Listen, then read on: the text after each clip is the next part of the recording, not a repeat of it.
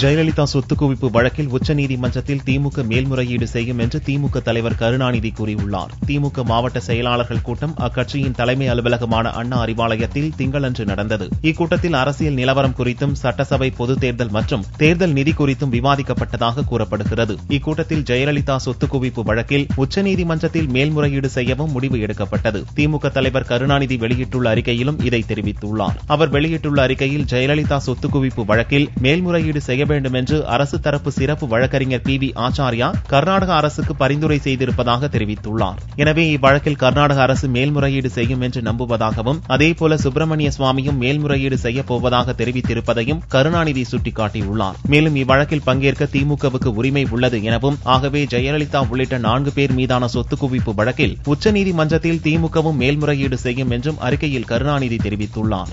ஜெயலலிதாவின் சொத்து குவிப்பு வழக்கின் தீர்ப்பை எதிர்த்து சுப்ரீம் கோர்ட்டில் அப்பீல் செய்வது குறித்து முடிவு செய்வதற்காக கர்நாடக அமைச்சரவை கூட்டம் திங்களன்று மாலை கூடுகிறது. அப்பீல் செய்ய வேண்டுமென தமிழக எதிர்க்கட்சிகள் கர்நாடக அரசுக்கு நெருக்கடி அளித்து வருவதைப் போல் பாஜக அப்பீலுக்கு செல்ல வேண்டும் என காங்கிரஸ் அழுத்தம் கொடுத்து வருகிறது. இதனால் ஜெயலலிதாவுக்கு எதிரான அப்பீல் விவகாரம் தேசிய அரசியலில் தாக்கத்தை ஏற்படுத்தியுள்ளது. இந்நிலையில் கர்நாடக ஹைகோர்ட் அளித்த தீர்ப்புக்கு எதிராக சுப்ரீம் கோர்ட்டில் அப்பீல் செய்வது குறித்து முடிவு செய்வதற்காக கர்நாடக அமைச்சரவை கூட்டம் திங்களன்று மாலை கூடுகிறது. இந்த கூட்டத்தை தொடர்ந்து கர்நாடக அரசின் அப்பீல் குறித்த முடிவு வெளியாகலாம் என எதிர்பார்க்கப்படுகிறது. ஜெயலலிதா மீதான சொத்து குவிப்பு மேல்முறையீட்டு மனு மீதான தீர்ப்பை எதிர்த்து உச்சநீதிமன்றத்தில் மேல்முறையீடு செய்ய தேவையில்லை என கர்நாடக அரசை அம்மாநில காங்கிரஸ் கமிட்டியின் சட்டப்பிரிவு தலைவர் தனஞ்சயா கேட்டுக் கொண்டார். இது தொடர்பாக அவர் எழுதியுள்ள கடிதத்தில் ஜெயலலிதா மீதான சொத்து குவிப்பு வழக்கை சுப்பிரமணிய சுவாமிதான் தாக்கல் செய்தார் என்றும், முதலில் தமிழக நீதிமன்றத்தில் விசாரணை நடந்த நிலையில் உச்சநீதிமன்ற வழிகாட்டுதல் படியே கர்நாடகாவிற்கு மாற்றப்பட்டதாக கூறியுள்ளார். மேலும் இந்த வழக்கு தமிழகத்திலிருந்து மாற்றப்பட்ட போது உச்சநீதிமன்றத்தில் கர்நாடக அரசு தாக்கல் செய்த மனுவில் இந்த வழக்கு விசாரணை கர்நாடகாவில் நடைபெறுவதை விரும்பவில்லை என்று குறிப்பிட்டிருந்ததையும் அவர் சுட்டிக்காட்டியுள்ளார். இந்நிலையில் ஜெயலலிதா மீதான சொத்து குவிப்பு வழக்கில் உயர்நீதிமன்றத்தின் தீர்ப்பை எதிர்த்து உச்சநீதிமன்றத்தில் கர்நாடக அரசு மேல்முறையீடு செய்வது நல்லதொரு அணுகுமுறையாக இருக்காது என்றும் கர்நாடக அரசிற்கு தனஞ்சயா எழுதியுள்ள கடிதத்தில் கேட்டுக் கொண்டுள்ளார்.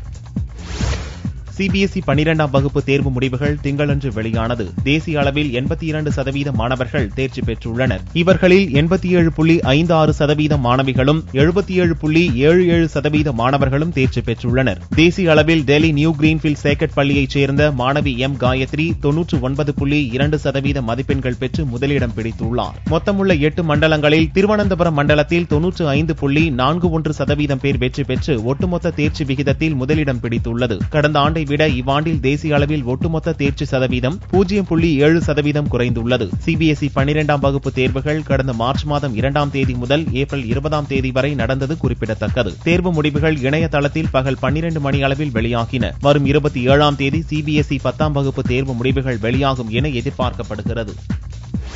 பீகாரில் மாவோயிஸ்டுகள் நடத்திய பந்த் போராட்டத்தின் போது 30க்கும் மேற்பட்ட லாரிகள் தீக்கிரையாக்கப்பட்டன. பீகார் மாநிலம் கயா மாவட்டத்தில் கடந்த வாரம் மத்திய ரிசர்வ் போலீஸ் படையினர் நடத்திய வேட்டையில் பெண் மாவோயிஸ்ட் கமாண்டர் சரிதா சுட்டுக் கொல்லப்பட்டார். இதை கண்டித்து பீகார் மற்றும் ஜார்க்கண்ட் மாநிலங்களில் மாவோயிஸ்டுகள் 2 நாள் பந்த் போராட்டத்துக்கு அழைப்பு விடுத்திருந்தனர். ஞாயிறு நள்ளிரவில் துவங்கிய இந்த பந்த் போராட்டத்தால் கயா மாவட்டத்தில் உள்ள அமாஸ் பகுதியில் கிராண்ட் ட்ரங்க் ரோட்டில் போக்குவரத்தை மாவோயிஸ்டுகள் தடைப்படுத்தினர். 30க்கும் மேற்பட்ட லாரிகளையும் தீ வைத்து கொளுத்தினர். இதனால் கயா மாவட்டத்தில் பெரும் பதற்றமான சூழல் நிலவுகிறது. அசம்பாவித சம்பவங்களை தடுக்கும் வகையில் ஏராளமான போலீசார் குவிக்கப்பட்டுள்ளனர். இதனிடையே ஜார்க்கண்ட் மாநிலம் கிருத்தி மாவட்டத்தில் 5 மாவோயிஸ்டுகளை போலீசார் கைது செய்தனர். அவர்களிடமிருந்து துப்பாக்கி உள்ளிட்ட ஆயுதங்களை கைப்பற்றினர்.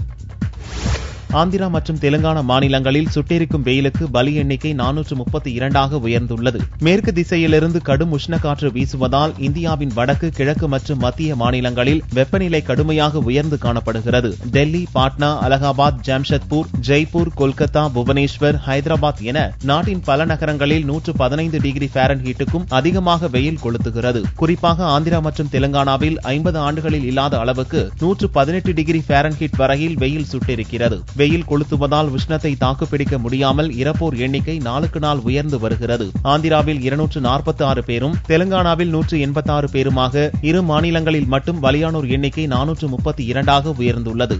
ஒட்டுமொத்தமாக இந்தியா முழுவதும் வெயிலுக்கு 500 பேர் இறந்துள்ளதாக தகவல்கள் தெரிவிக்கின்றன. இன்னும் சில நாட்களுக்கு உஷ்ணக்காற்றுடன் வெயில் கொளுத்தும் என்று டெல்லியில் உள்ள தேசிய வானிலை ஆராய்ச்சி மையம் தெரிவித்துள்ளது. மத்தியில் பாரதிய ஜனதா அரசு பதவியேற்று ஓராண்டு நிறைவடைவதை ஒட்டி மதுராவில் நடைபெறும் பொதுக்கூட்டத்தில் பிரதமர் பிரதமர் நரேந்திர மோடி உரையாற்றுகிறார். பிரதமர் நரேந்திர மோடி தலைமையிலான மத்திய அரசு பதவியேற்று திங்கட்கிழமையோடு ஓராண்டு நிறைவடைகிறது. இதனை கொண்டாடும் விதமாக திங்கட்கிழமை முதல் மே மாதம் இறுதி வரை நாடு முழுவதும் பல்வேறு நிகழ்ச்சி நடத்த பாஜக திட்டமிட்டுள்ளது. அதன்படி திங்கட்கிழமையன்று உத்தரப்பிரதேச மாநிலம் மதுராவில் நடக்கும் பொதுக்கூட்டத்தில் பிரதமர் மோடி பங்கேற்று உரையாற்றுகிறார். இந்த கூட்டத்தில் ராணுவ வீரர்களுக்கான ஒரே பதவி, ஒரே ஓய்வூதியம் திட்டம் உட்பட பல்வேறு திட்டங்களை மோடி அறிவிக்க உள்ளார். அரவிந்த் கெஜ்ரிவால் தலைமையிலான ஆம் ஆத்மி கட்சியின் 100 நாள் ஆட்சியை கொண்டாடும் விதமாக திங்களன்று ஜன்சம்வாத் என்ற நிகழ்ச்சி நடைபெறுகிறது. தலைநகர் டெல்லியில் ஆம் ஆத்மி கட்சி பதவியேற்று ஞாயிற்றுக்கிழமையுடன் 100 நாள் நிறைவடைந்தது. இந்நிலையில் 100வது நாளை கொண்டாடும் விதமாக டெல்லியில் பல்வேறு நிகழ்ச்சிக்கான ஏற்பாடுகள் செய்யப்பட்டுள்ளன. அதன் ஒரு பகுதியாக திங்களன்று மாலை டெல்லி அமைச்சரவையின் கூட்டம் கூடுகிறது. நாமக்கல் அருகே சுற்றுலா வேனும் காரும் நேருக்கு நேர் மோதிய விபத்தில் 2 பெண்கள் உட்பட 4 பேர் பலியாகினர். திருச்சியிலிருந்து நாமக்கல் நோக்கி சுற்றுலா வேன் ஒன்று வந்தது. குப்பம்பாளையம் அருகே வந்தபோது எதிரே வந்த கார் மீது நேருக்கு நேர் மோதியது. இந்த விபத்தில் காரில் இருந்த அணியாபுரத்தைச் சேர்ந்த ராஜா, ஜானகி, சுகுணா மற்றும் கதிர் ஆகியோர் சம்பவ இடத்திலேயே உயிரிழந்தனர். இறந்தவர்கள் அனைவரும் நாமக்கல்லில் உள்ள ஒரு பேக்கரியில் பணியாற்றும் ஊழியர்கள் என்பது போலீஸ் விசாரணையில் தெரியவந்தது. அனைவரது உடலும் மீட்கப்பட்டு பிரேத பரிசோதனைக்காக மருத்துவமனைக்கு அனுப்பி வைக்கப்பட்டது.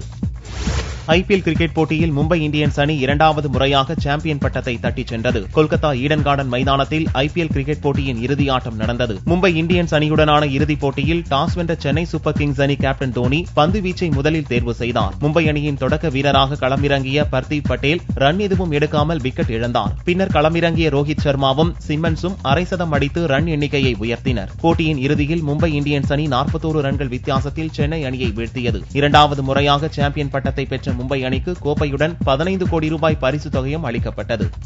அத்தியாவசிய பிரச்சினைகளை தீர்க்க அரசியல் கட்சிகள் ஆர்வம் காட்டாததை கண்டித்து புதுச்சேரியில் பொதுமக்கள் போராட்டத்தில் குதித்துள்ளனர். புதுச்சேரி மக்களின் அத்தியாவசியமான தேவைகளில் முக்கியமானதான மின்சார கட்டணம் கடந்த 4 ஆண்டுகளில் 8 முறை உயர்த்தப்பட்டுள்ளது. இதனால் மக்கள் பெரிதும் பாதிக்கப்பட்டுள்ளனர். மின்கட்டண உயர்வுகள் குறித்து இங்குள்ள அரசியல் கட்சிகள் கவனம் செலுத்தி போராட்டத்தில் ஈடுபடவில்லை. எம்எல்ஏக்களும் சட்டசபையில் பேசவில்லை. இதனால் அதிருப்தியடைந்த சாரம் மற்றும் தென்றல் நகர் பகுதியைச் சேர்ந்த பொதுமக்கள் மின்சார பிரச்சினைக்கு தீர்வு காண வேண்டும் என்ற கோரிக்கையை முன்வைத்து திங்களன்று போராட்டத்தில் ஈடுபட்டனர். மின்கட்டண உயர்வை குறைக்க வேண்டும், ஸ்மார்ட் மீட்டர் திட்டத்தை உடனே ரத்து செய்ய வேண்டும் என வலியுறுத்தி முக்கிய வீதிகளின் வழியாக ஊர்வலமாக சென்று கலெக்டர் அலுவலகத்தில் மனு அளித்தனர்.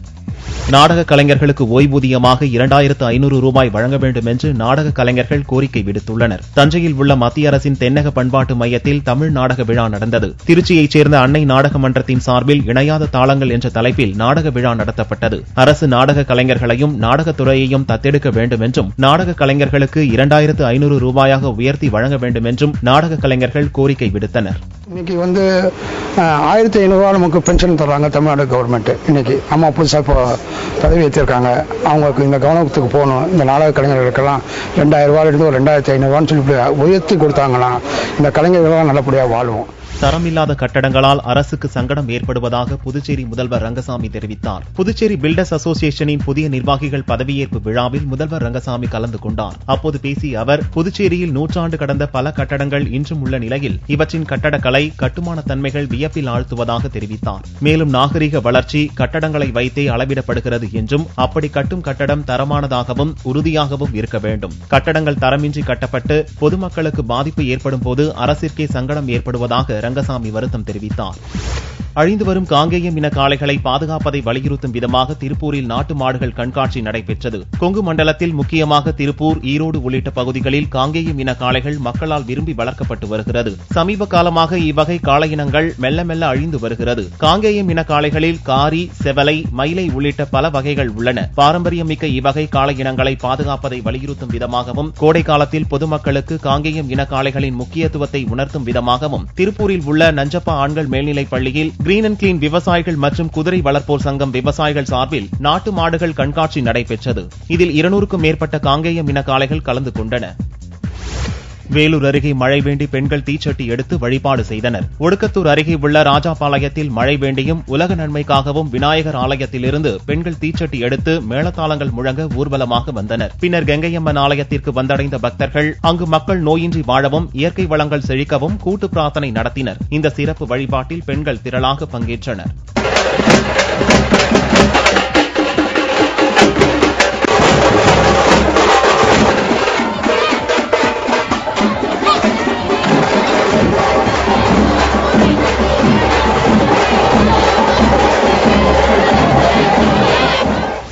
கொடைக்கானல் நட்சத்திர வடிவிலான ஏரியில் கோடை விழாவை முன்னிட்டு படகு அலங்கார போட்டி நடந்தது. கொடைக்கானலில் கடந்த 16ஆம் தேதியிலிருந்து கோடை விழா நடைபெற்று வருகிறது. இதன் ஒரு பகுதியாக கொடைக்கானலில் புகழ்பெற்ற நட்சத்திர ஏரியில் படகு அலங்கார போட்டி நடந்தது. இதில் தோட்டக்கலைத்துறை, மீன்வளத்துறை, ஊராட்சி ஒன்றியம், நகராட்சித்துறை இணைந்து படகு அலங்கார போட்டியில் பங்கு பெற்றன. இந்த கண்காட்சியை சுற்றுலா பயணிகள் அனைவரும் கண்டு ரசித்தனர். தங்கத்தின் விலையில் திங்களன்று சவரனுக்கு 8 ரூபாய் அதிகரித்து ஒரு சவரன் 20,584 ரூபாய்க்கு விற்பனையானது. 1 கிராம் ஆபரண தங்கம் 2,573 ரூபாயாக இருந்தது. வெள்ளி 1 கிராம் 30 காசுகள் குறைந்து 41 ரூபாய் 80 காசுகளுக்கு விற்பனையானது. பார் வெள்ளியின் விலை 39,090 ரூபாயாக இருந்தது. கன்னியாகுமரி மாவட்டம் நாகர்கோவிலில் துவங்கிய தேசிய அளவிலான சபக் டக்கரா விளையாட்டுப் போட்டியில் 500க்கும் மேற்பட்ட வீராங்கனைகள் பங்கேற்றனர். தாய்லாந்து நாட்டின் தேசிய விளையாட்டான சபக் டக்கரா வாலிபால் மைதானத்தில் கால்களால் பந்தை தட்டி செல்லும் விளையாட்டாகும். இந்த விளையாட்டு கன்னியாகுமரி மாவட்டம் நாகர்கோவிலில் துவங்கியது. இதில் டெல்லி, ஹரியானா, சண்டிகர், ஒரிசா, ஆந்திரா உள்ளிட்ட 22 மாநிலங்களில் இருந்து 500க்கும் மேற்பட்ட வீரர் வீராங்கனைகள் கலந்து கொண்டுள்ளனர். வித்தியாசமான இந்த போட்டியை பொதுமக்கள் ஆர்வமுடன் கண்டு ரசித்தனர். இயக்குநர் சிவாவுடன் நடிகர் சிவகார்த்திகேயன் இணைய உள்ளார். சிறுத்தை படம் மூலம் அறிமுகமான சிவா தற்போது நடிகர் அஜித்தின் 56வது பட வேலைகளில் மும்மரமாக ஈடுபட்டுள்ளார். பட வேலைகள் ஒரு பக்கம் நடந்து கொண்டிருந்தாலும் சத்தமின்றி அடுத்த படத்திற்கான பூர்வாங்க பணிகளையும் சிவா துவக்கிவிட்டார். நடிகர் சிவகார்த்திகேயனை சந்தித்தவர் கதையை சொல்லி ஓகே வாங்கிவிட்டாராம். அஜித்தின் 56வது படத்தை முடித்துவிட்டு சிவகார்த்திகேயன் கூட்டணி களம் இறங்குகிறது. சண்டைக்கோழி 2 படத்தில் நடிகை அக்ஷரா நடிக்க உள்ளாராம். இயக்குநர் லிங்குசாமி சண்டைக்கோழி படத்தின் மூலம் பரபரப்பாக பேசப்பட்டார். தயாரிப்பாளர் அவதாரம் எடுத்த லிங்குசாமி உத்தம வில்லனை திரைக்கு கொண்டு வருவதற்குள் படாத பாடுபட்டு விட்டார். அஞ்சானுக்கு பிறகு அமைதியாக இருந்த லிங்குசாமி இயக்குநர் அவதாரத்தை தொடர உள்ளார். சண்டைக்கோழி 2 பட வேலைகளை துவக்கியவர் நடிகர் கமலை அணுகினாராம். கமல் ஹீரோவா என்று நினைத்து விட வேண்டாம், கமலின் 2வது மகள் அக்ஷரா ஹாசனை நடிக்க வைக்க அனுமதி கேட்டாராம். கமலும் பச்சை கொடி காட்டிவிட்டாராம். ஆக தமிழுக்கு வருகிறார் அக்ஷரா.